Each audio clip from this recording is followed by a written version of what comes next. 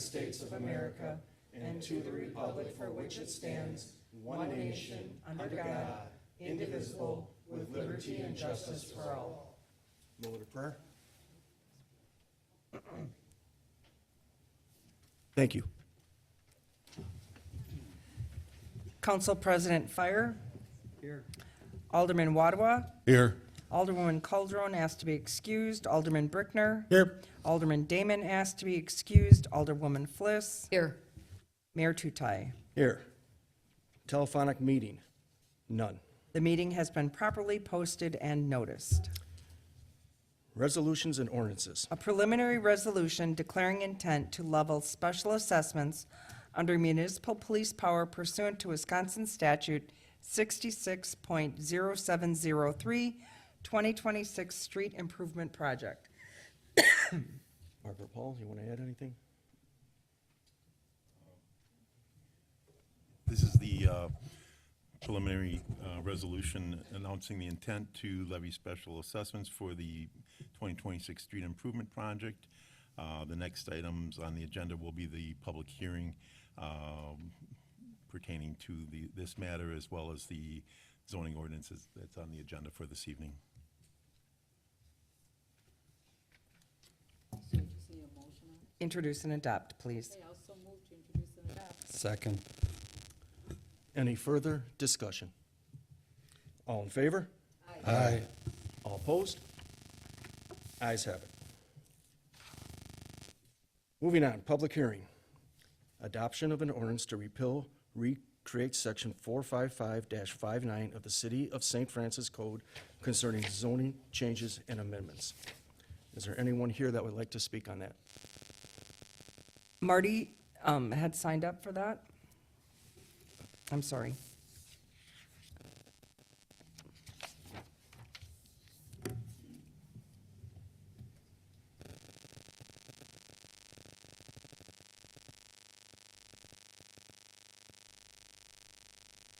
You need to say your name and address for the record. Rick, you're not doing your job. Marty Sahorsky, 3535 East Sevier. Thank you, Rick. I had just had two questions about the zoning. Here we go. In the zoning, in the ordinance, it mentions a term called down zoning. And Mr. Alexi, I'm wondering if you could address that as to what the down zoning is, or an example of down zoning? Down zoning would be if the council takes adopts an ordinance that reduces, if you will, in dignity, the type of use that the property can be used for. So, for example, if we say that it would be a zoning that reduced the number of categories that were permissible for that given property. Does this have any bearing on the triangle at all? No, the triangle is zoned as R3 residential, and the pending zoning is for PUD. From a standpoint of zoning compliance, the Wisconsin law provides that a developer deals with the zoning that's in place at the time of their application. So you can't change the zoning and essentially pull the rug out from under them. It's not, in this instance, it wouldn't matter anyway, because that would not be quote-unquote down zoning. Okay. Thank you very much. You're welcome.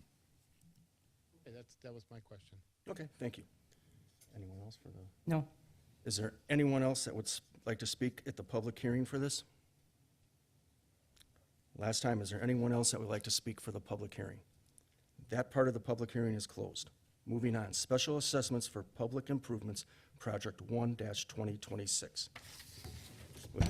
Is there anyone that would like to speak on that? Evan Finch. Evan Finch, 3567 South Allen Street. Mr. Lexi, what is your role? City attorney. City attorney. Okay. Is there a city manager? And okay. I guess the only question I had was we saw, I think, in our documents that we received that Eden Place was going to be redone. but Pennsylvania, which appears to be in the city limits according to the signs, is not. And like Pennsylvania it's just a small one way, and it's like the moon. It's been cold patched a bunch of times, hot patch. It's got huge potholes in it, whereas Eden appears like maybe 10-year-old blacktop. It's not that cracked, and so. Talking about Pennsylvania by Morgan Avenue, that little strip right there by the bank? Yep. Yeah. Okay. Yeah, that's right at the border, but that's us, St. Francis, yes. It's not to be, it's not part of this plan, right? As of now, no. Okay, all right. I guess my concern, as living, as a resident near there is like, who uses the road often, and uses, and has like cars that have not a lot of suspension travel. It can be intense, so, I guess if the city could consider that as part of this or as the next project would be great, so, Thank you. thank you. Jackie Felber?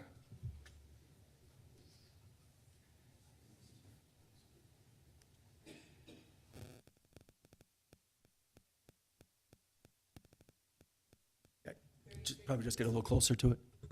2936 East Koenig Avenue. Okay, I have a couple questions on this letter that we received on here, and I guess a lot of questions is,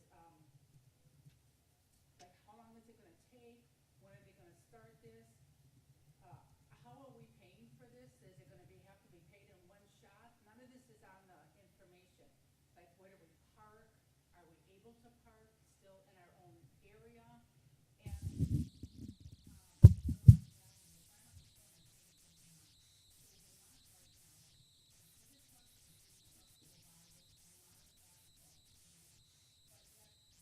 has a ton of potholes in. Are they just not putting asphalt in there because they're redoing the street, or they're just bypassing it and not doing it? I guess there's a lot of open questions on the letter that we got that has no information on all of this. Bill? Sure. As far as your questions on Public Works, I can certainly refer those to Dave, who's the Public Works Supervisor. As far as the letter that was sent out, that was essentially the notification of preliminary special assessment.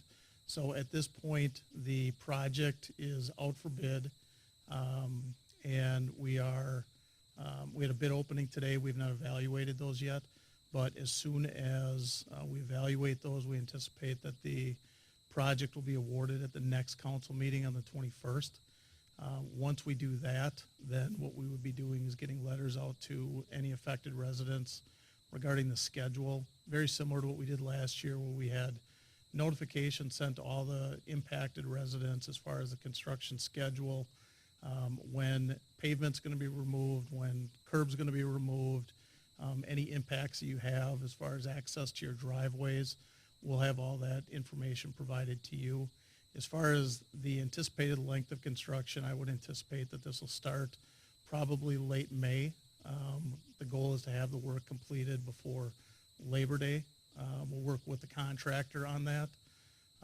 But I would anticipate probably a 60-day process to be able to get all of the streets completed. It'll probably be done in one phase is what I anticipate. But once it's awarded, we'll work with the contractor, provide updates to the council as far as what the length of construction and time frame is on that, and then we'll pass that information on to the residents.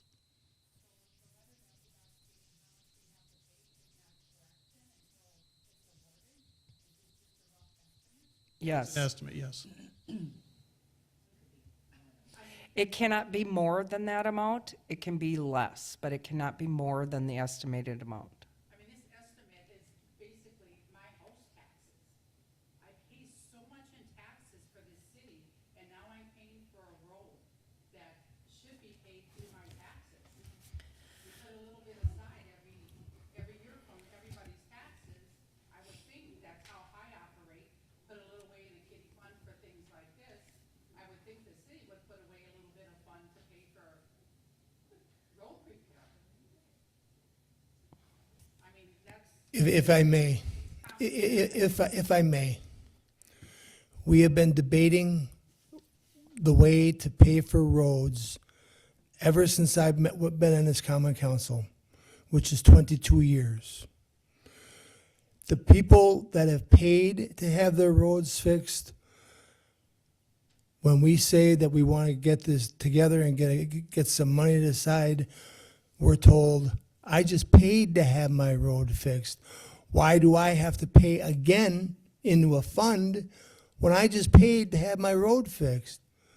So then you have people that are saying 5 years prior, I had mine fixed 5 years ago. How come I got to pay into this fund? So that's the way we've been doing it for all these years, because we haven't been able to find an applicable way to divide up how we're going to get out of one system and into another system, because you can't win.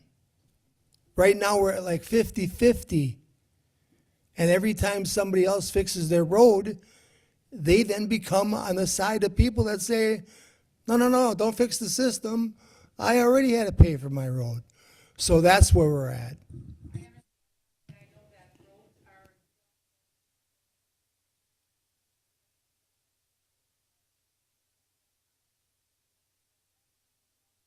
do Koenig Avenue from KK all the way to Bartlett.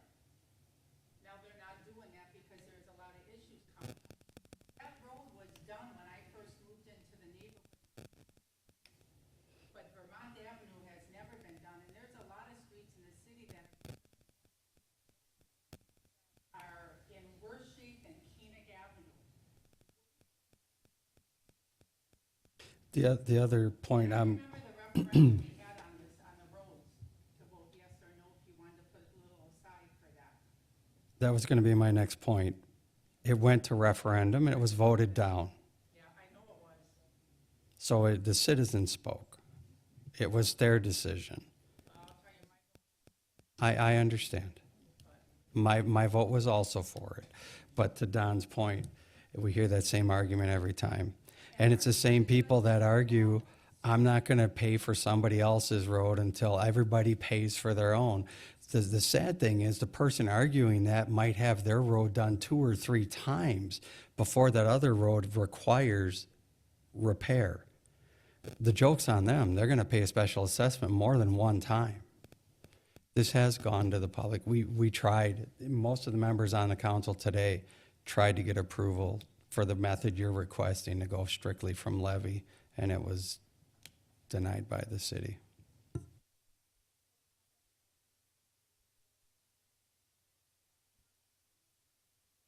Park on a street other than our own, you know, we can't park in our driveways because we can't get out, they're gonna do the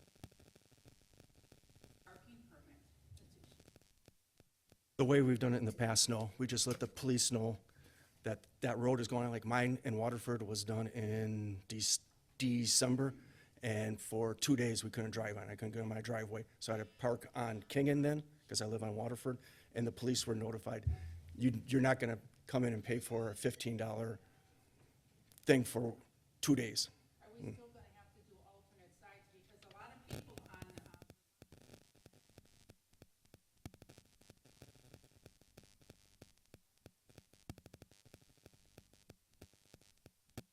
That's something that we can definitely look into. So the challenge with that is, though, if you park on both sides of the street and you have an emergency, they might not be able to get their emergency vehicles through. Those roads are pretty tight. So if you have a fire, they need to be able to get a fire truck through there.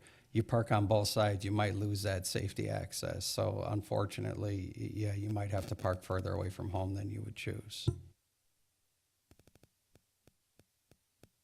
Thanks. Matt Larson?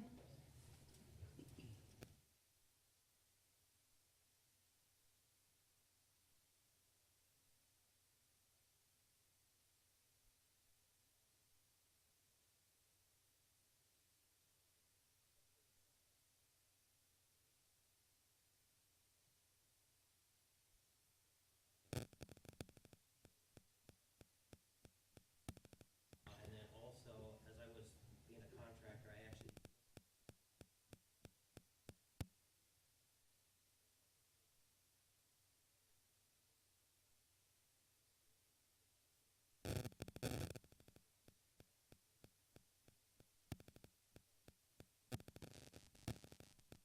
So typically what we do is we evaluate the bids. We make a recommendation to the city council as far as the lowest responsible bid. That's the obligation to be able to award to the contractor at that point. And then once the final special assessments occur at the end of the project, those numbers are also available at that point. But your question regarding the curb and gutters on these sections this year are being replaced, mainly because of the fact that the existing pavement is overlaid over the existing curb and gutter. So that is being replaced.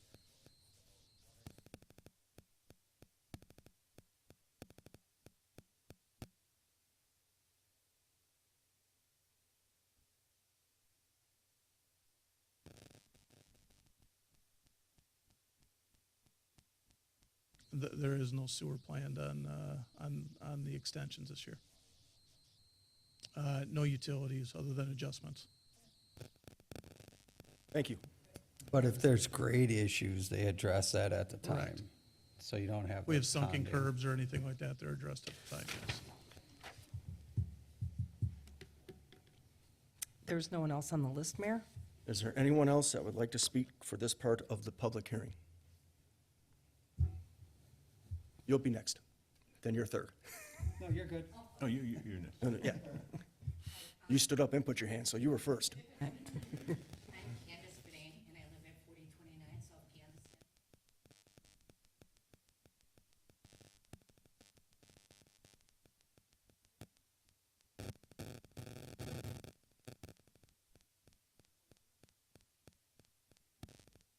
You know, having, Referendum? Yeah, go ahead. yes, sorry about that. Question I thought was, could be confusion. That, I thought it was.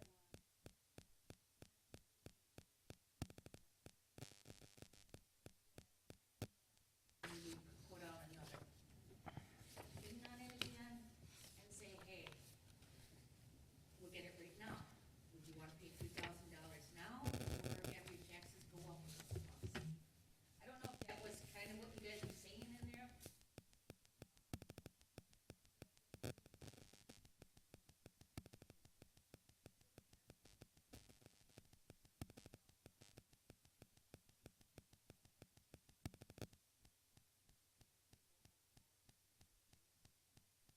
Cost of living's been going up. A lot of people are gonna struggle to pay this bill. And so if we have to pay it, is there gonna be like a payment plan, interest-free? There'll be interest, and you have 10 years unless there's a hardship. Mark, correct me if I'm wrong, 15 years if there's a hardship. Right. But there will be interest because we're paying interest because we're borrowing money to do this, unfortunately. Yes, there's no penalty to prepay to pay more. The first year, your first payment will not have interest. The interest will start after your first payment. So anything you pay off the balance will again offset what interest you would pay down the road. Thank you. Yeah, done. I'm sorry. Pretty much what you're stating is.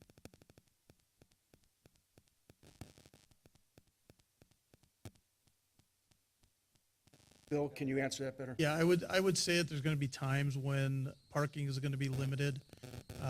Curb's gonna be removed, curb's gonna be replaced, driveways are gonna be, replaced up to the curb, or up to the sidewalks. So there will be notification when that work is gonna be done. The contractor will maintain access when he's able to, but there's gonna be about a 7-day period from the time that that the sidewalk, or I'm sorry, that the driveway is poured, that you won't have access in and out of your driveway during that time. And then we're going to be pulverizing and paving the street. Last year, we worked with PD to be able to notify them of the schedule. And in that case, a lot of people ended up parking on the street when the road was pulverized. And then once the grading took place, and they were able to get back in their driveways, they were able to do that. But we'll provide notices. I think last year we did 3 notices during the construction to notify people of some of those issues so that they could plan for those. But Bill, to answer her question further, if it's a 60-day process, they're gonna have access most of the time. It's just Yes. gonna be short periods you wouldn't have access to your property. When they do the apron, when they do the sidewalk, because you can't drive on that fresh concrete, or when they're actually doing the paving. Correct.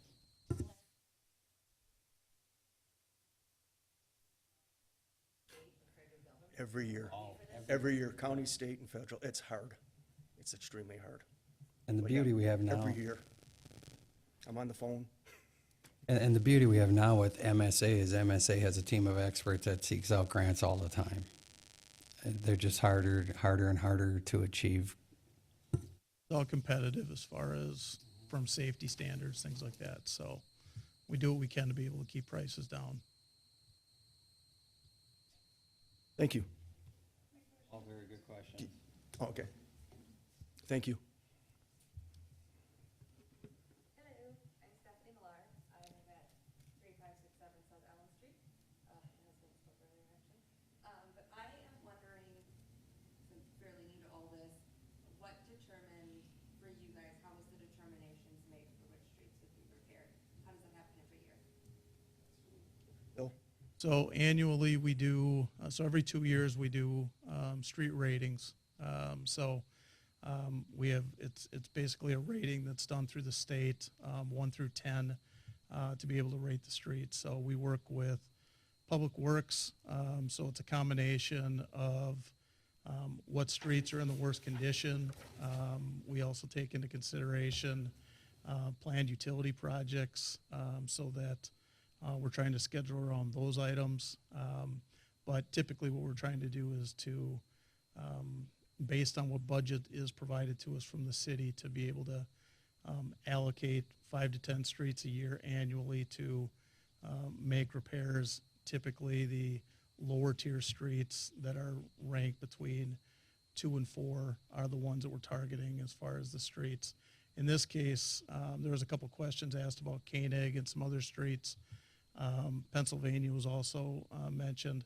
So there were some streets that we had planned on also doing this year, but we were notified from the city of Milwaukee that they have planned improvements for the water main in the near future.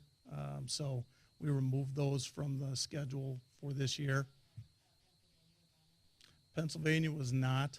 There was some, that was actually originally on the list, and we had some issues that we came across during design. So right now, we're just delaying that until next year. Just as far as the type of construction that we're doing, Pennsylvania has a lot of tie-in issues, grading issues that weren't going to work with the design and the schedule for this year. So that's why it's currently being delayed until next year at this point.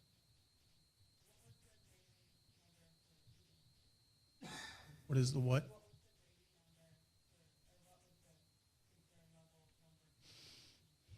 I'd have to look. I don't have that right in front of me. I believe it was either a 3 or 4 out of 10. And I'm right in understanding that what you stated was that the cost will be disseminated through monthly bills that are up to 10-year. They would, the bills would get, the assessment amount would get placed automatically every year on your tax bill.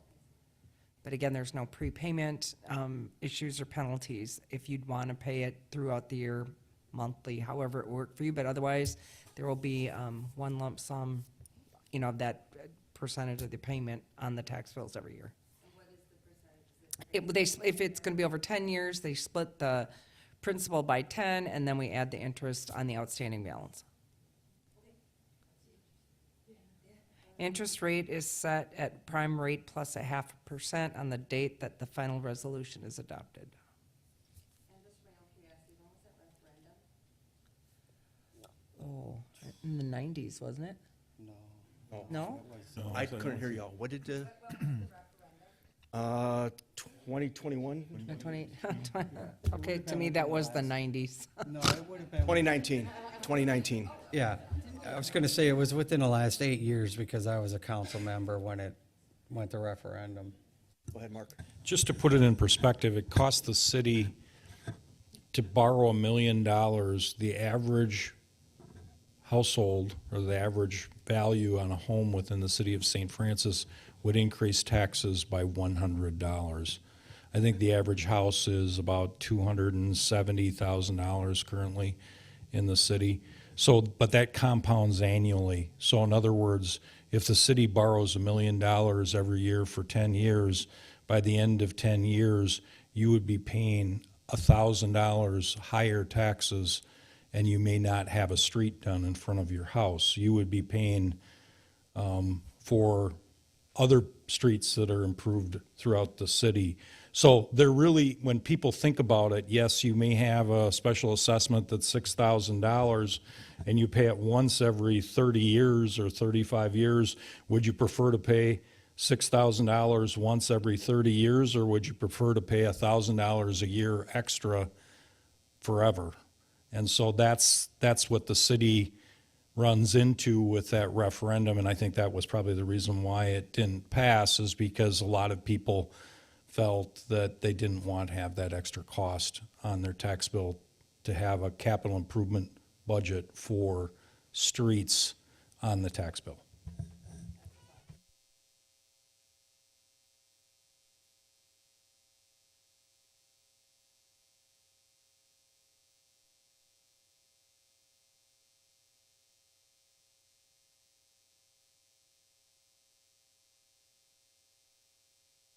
Thank you.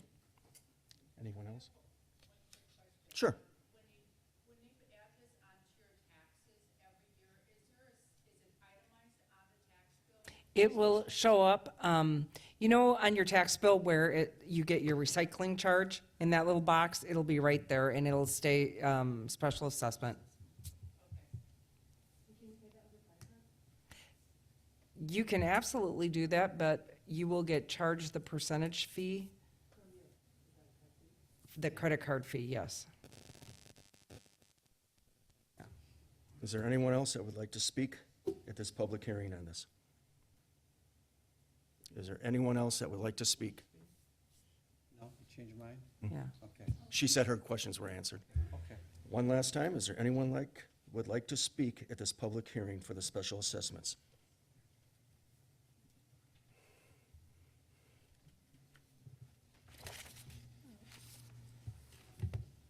Kevin Strook, 3529 East Howard. I just got a question listening to this, and I know with the construction that's going on at the lakefront, on the buildings, there's going to be a lot of heavy equipment, concrete, building materials, everything going up and down Howard.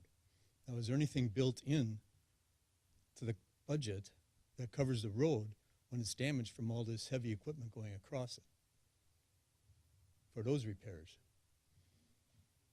Bill, you want to give them the formula is different if it's a minor, major. Yeah, as far as Howard's concrete road or concrete street, but depending on whether it's a local street, a collector, or an arterial, there's different standards that are built into the design of the roads. Howard is actually State Trunk 32, so that's under DOT jurisdiction as well. So as far as how the streets are designed, it is based on traffic loads and as such. So, but as far as budget being set aside or anything, that's definitely an item for the council as far as how. But no, typically, I would say no, it is not. Within the ordinance, the city picks up a greater percentage if it's a collector street rather than a local street. So we take into the ordinance, we take that into account that other people are using your street, i.e.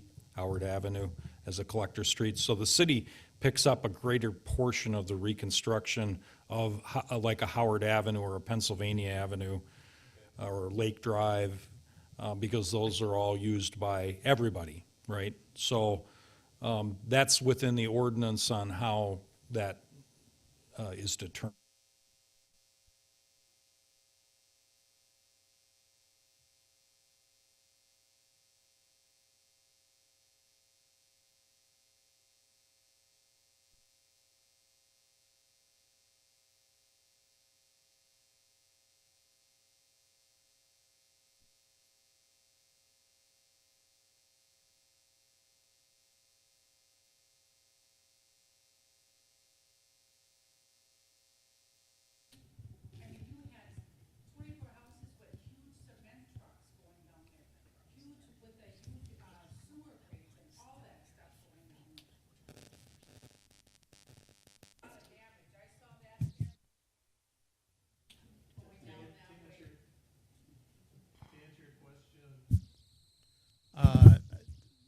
to just be straight up, no, it will not be taken into effect. So when streets are redone and the city special assesses, they're based on street frontages of the improvements that are being done.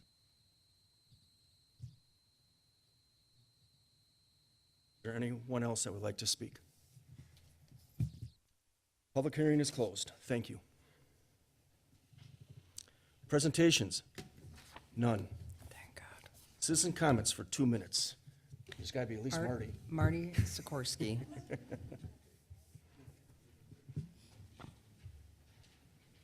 Thank you, Ken. I have just a number of random comments tonight. So the comment was made at the end of the last common council meeting by the council president about the residential percentage being 25%. I actually looked at the initial PUD. It's mentioned on there in writing at 62%. The next question, Mr. Johnsrud and I, we had a meeting to discuss various topics, and I appreciate the time that you spent. I had a number of questions here. The first question here is you know, about our taxes. Are the 20% of the general funds actually going into the TID in order to reduce? How is that being reduced? Or maybe I'll ask you a different question. Can we get together a second time to go over some of these things? Okay, let's defer that. One of the other things we did talk about is about destination locations. I want to share with everybody experience we just had. Falklandia had a major tournament, a card tournament of some sort. We had a person about 9 o'clock at night leaving the tournament, and they said they were driving 5 hours home. And if that isn't the definition of a destination location, I don't know what is. You know, my goal for that triangle would be to make sure we enhance all the businesses that are currently out there and we help them grow because they have some good ideas on how they're running their businesses. Some of the other things that we're going to be working on our group, one of the other things we talked about, Mark, was about potentially getting some ideas, and you'd still get them over to the developer for us. And I've started collecting, I have a survey. It's on communityforthetriangle.com/triangle-survey. And that survey is asking people what they would like to see on the triangle, and I'll present that to you tomorrow in our meeting. And we are also, like I said, we're also preparing a new, like a diagram or a rendering of what the triangle could potentially look like without the apartments. So Sheila and I have been working on that. And you're buying lunch, right? Kidding. Joking. Time. We'll go to Kingpins.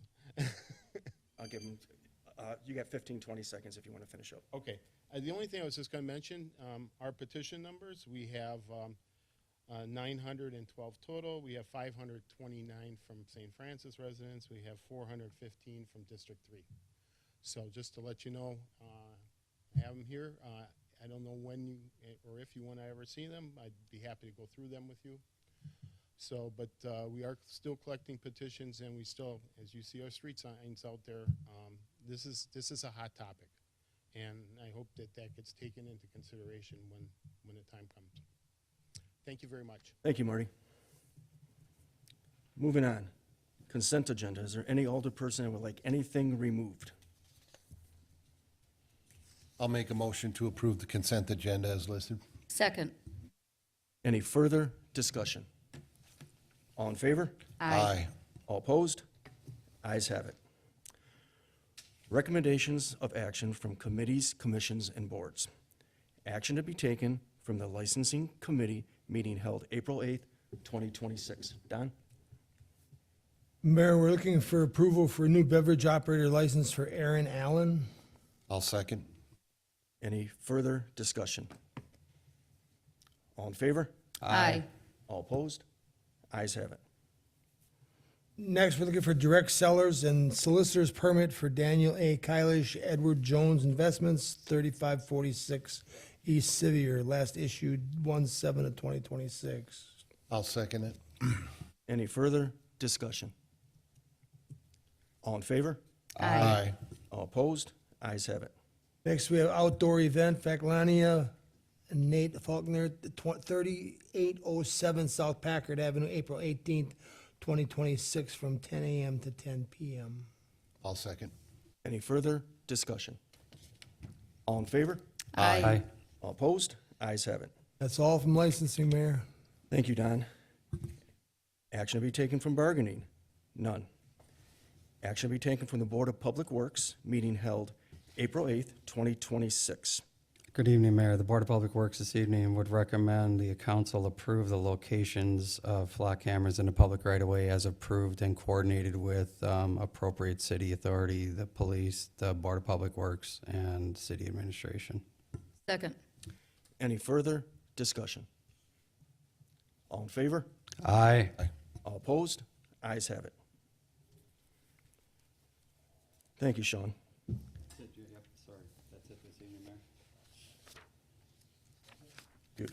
Sean, that's it? That's it for this evening, Mayor. Okay, thank you. Action to be taken from the Planning Commission meeting held March 25th, 2026. Debbie? Mayor, upon recommendation of the Planning Commission, I move to grant conditional approval of the certified survey map for 3627 and 3635 South Kinnickinnick Avenue, subject to the city receiving the documentation of ownership, approval from the condo association, and an amendment of the condominium plat. Joe Allwood Sacred Heart. I'll second. Any further discussion? All in favor? Aye. All opposed? Ayes have it.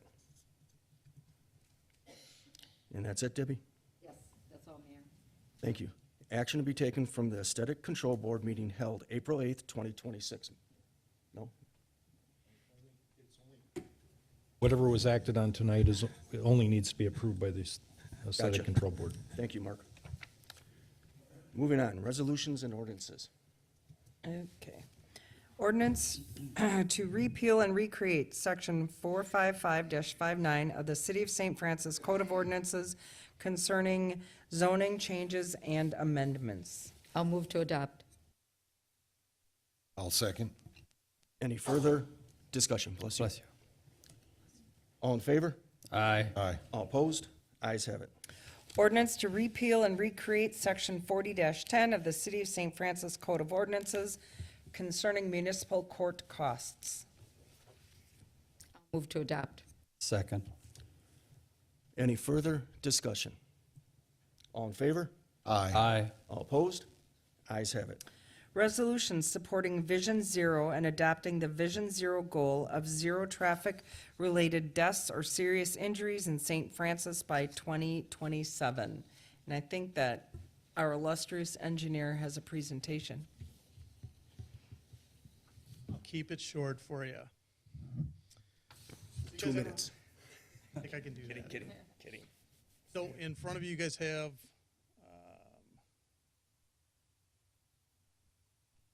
did the TV shut off? Yeah.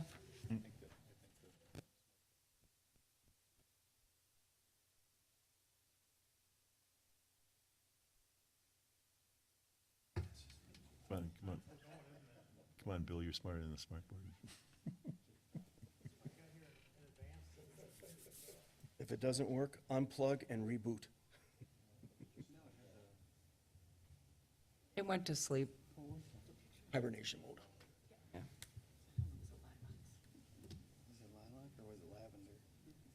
There were flowers, and then there was bouncing, and then it went.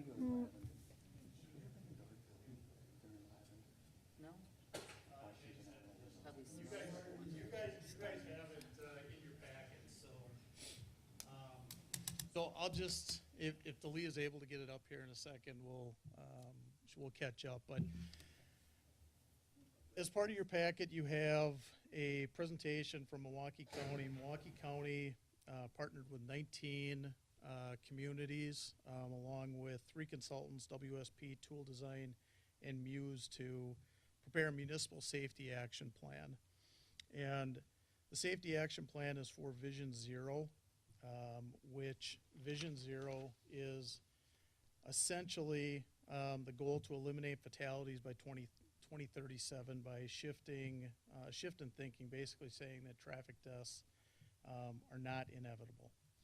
So we've had a couple versions back and forth from Milwaukee County and the consultant, so they've been working with city staff to be able to evaluate this. That's a presentation you guys have in front of you.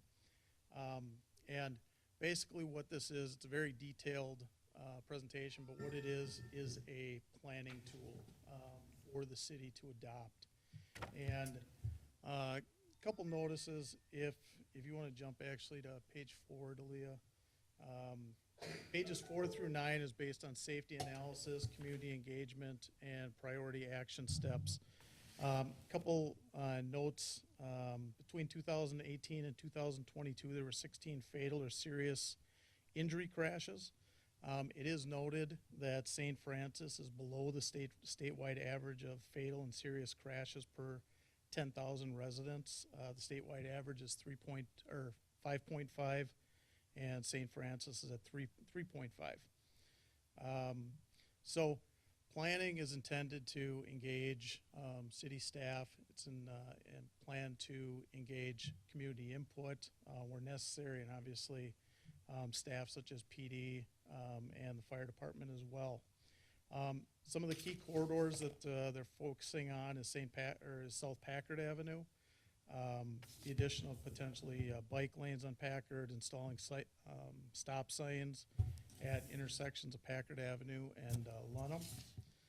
They also focus on safe routes to school. Most accidents occur because of speed, so these are efforts to be able to design roads to slow traffic naturally.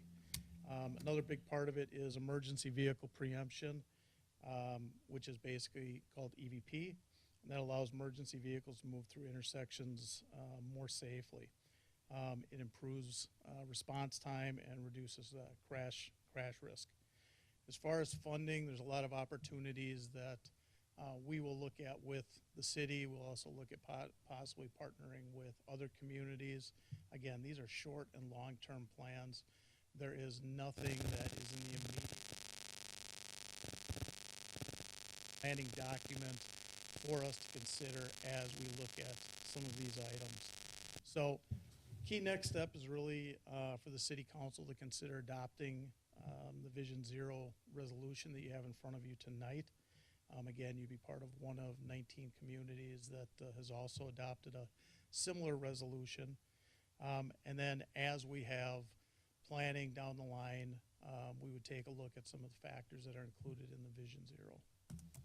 So that's pretty much the nuts and bolts of the resolution. If you have any other questions, I'd be happy to answer them.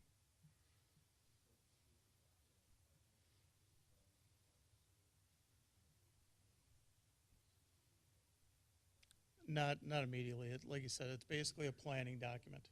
What's that? No, this is basically just, the resolution is saying that the city of St. Francis is committing themselves to plan for 0 deaths by 2037 is essentially what Vision Zero is. So as we have projects move forward, as we have street improvements, we will look at some of these things, and those are some of the comments that were put into, such as like Packard Avenue, but there are no immediate requirements for the city to be able to. Go ahead, Mark. I heard a rumor about Howard Avenue, get cut down to 1 lane and bike path. That's not part of this. That is not part of this Vision Zero plan. So Was for the future to make it safer, basically. That's what we're looking at, making it safer. Okay, Mark. the recommendation would be to accept and file. It allows the county to apply for grants for the improvements that are in this plan, and then it would come back to the council for approval of any of those grants. So you don't, just because you accept this does not necessarily mean that any implementation in this plan you would not have a say in again at a later time. It just allows them to apply for funds, grant funds, to be able to fund what's in the plan. I will move to accept and file the resolution. I'll second. Any further discussion? I have a point of order for the city attorney. If we accept and file, does it get assigned a resolution number and become, Yeah, I think you want to introduce and adopt, actually. that's, So you- That's the normal way, but Right. Mark kind of phrased it different well, there. There's a resolution on the agenda for this evening. Thank you. That's why you get paid the big money. I will change my motion to introduce and adopt the resolution. I will change mine to. okay, So, thank you. Mark, to clarify, we do have the ability to decline future projects. We're not forced into them by agreeing to this process. Okay.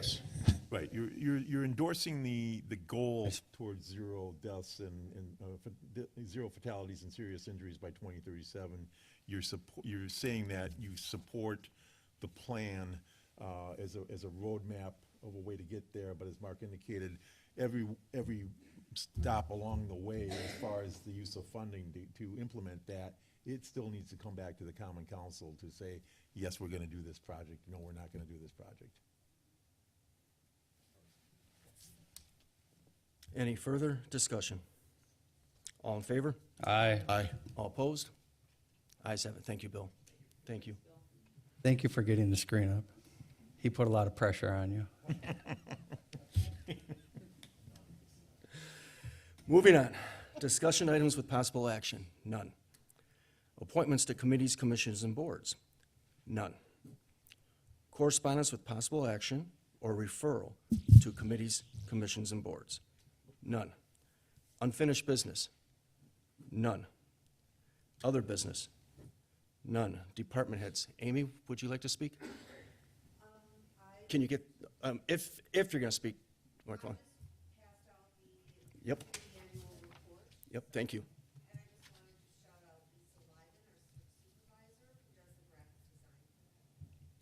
It's awesome. Very, very nice. Thank you. Young William, I don't know if you've spoken enough. He's tonight. I talked think enough. I've spoken enough, so tonight I'm going to. Chief Poplar.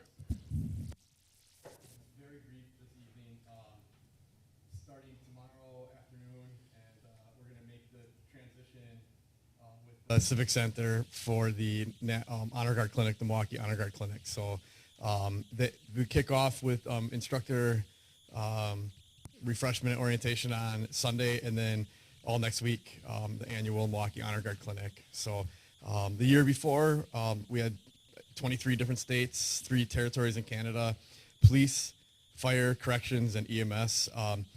So this year, again, it kicks off on Monday. I appreciate everyone's help, and we got a lot of work to do in the next handful of days. And then I did also put out a offer of employment and acceptance, I guess, a employment start date today. So we'll have new firefighters starting on the 24th. The beginning of that pay period. And with that, I pass. Thank you, Chief. Chief Faldermeyer? We will also be sending several of our officers to the Honor Guard Clinic as well. We are currently about 3 weeks into our Citizens Academy. We have about 8 participants that are actually in class today, learning about standardized field sobriety testing. And they'll be learning different things from processing crime scenes to standardized field sobriety and getting kind of an insider look into how police operate and being able to answer some of those questions, some exposure as to what officers go through. We also took delivery of a new squad car that we had purchased with 2025 funds. It is a different color than our squad cars that we currently have.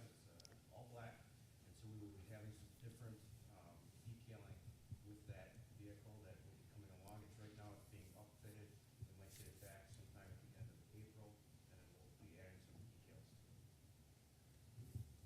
Thank you, Chief. Ann? First of all, kudos to current Deputy Clerk Treasurer Rebecca Gagnon for launching the inaugural Badger Book election. It went amazing, and Rebecca said the back end of elections normally would take a week to 10 days to reconcile, get filed and done. I think she closed the book and did a happy dance at about 4 o'clock today. That everything was done, reconciled, balanced, and closed. So thank you to the city for allowing us to purchase those and make our election process much easier. We close applications for the deputy clerk treasurer position on Friday. And once we get that process done, they will start going through and interviewing and hopefully finding a candidate to fill in that open position. We got a notification today from the assessor that open book will be May 11th with border review on May 27th. And just kind of on the whole applications closing and her amazingness, May 29th at noon, we will be issuing the oath of office. I will be issuing the oath of office to Rebecca Gagnon as city clerk treasurer. Yay. I don't know if I'll be able to get through it without tears, but I'm gonna try. And no snorting. I won't snort, she'd yell at me. I'm passing now. Thank you. Paul? Thank you, Mr. Mayor. So, thank you to the council this evening for the adoption of the resolution concerning the increase in court costs. That is the first time the legislature has allowed us to increase costs for the operation of the court since 2013. So that will provide some relief for the city with respect to funding court operations. The other part of the equation will be coming up at the next meeting. We've been soliciting input from city staff, department heads with respect to the non-traffic deposit schedule that will be presented to the court and the common council at their next respective meetings. And with that, I pass. Thank you, Paul. Mark? Monday, April 13th through Friday, April 17th, the city will be doing a week worth of Spring cleanup for the leaf leaves. pickup within the city. This does not allow people to put out their garden waste or tree branches or those sorts of things. But if you have leaves that you still have in your yard because we received a snow very early in the season and you weren't able to get them, we will pick them up next week. Thanks. Thank you, Mark. Steve? I'll pass this evening, sir. Thank you. Don? I will also pass this evening, Mayor. Thank you, Don. What's her name again? Debbie? I pass, Mayor. Thank you. And I know your name, Sean. Yeah, so, the 25% that was referenced earlier this evening, it's pretty simple math. There were 8 projects proposed in the initial evening. They sat in this building that night, 8 different projects. I'm not talking square footage, I'm not talking square size, 8 projects. We keep speaking of 2 of the 8. Simple math, 2 from 8 is 25%. That's the 25%. I'm not playing word games. That's what it was. There's been a great deal of discussion about this development in St. Francis, both from residents and from individuals who don't live in our community. I want to clarify a few points so everyone understands the process. The city does not have a formal PUD, planned unit development. We have not reviewed a submitted PUD for council consideration.